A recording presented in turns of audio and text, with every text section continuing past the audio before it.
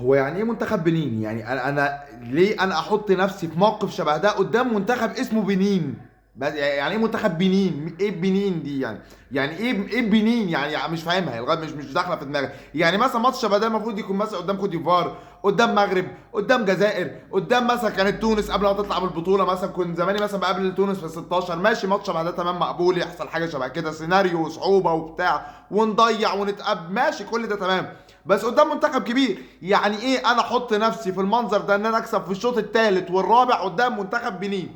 بس انا دلوقتي ما بفهمش، ما حدش فينا بيفهم، يلا كلنا يا جدعان ما حدش فينا بنفهم ولا واحد فينا بيفهم كوره، وكلنا ما ينفعش ننتقد.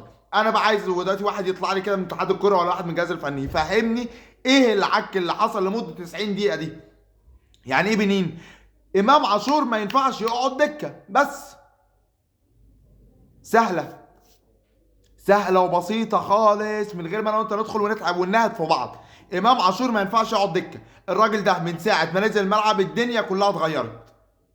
بلدك بقى ليها تاني، رسمتك بقينا بنباصي وبنراوغ وبنروح وبنيجي. انا مش قادر افهم ايه اللي بيحصل في المنتخب. المنتخب باي باي كده كده من دور الثمانيه بعد اللي انا شفته ده. ايا كان هنقابل مين في دور الثمانيه فاحنا بره. يا راجل ده انت مستني اللي هيكسب من بوركينا فاسو وما بين نيجيريا، انت متخيل؟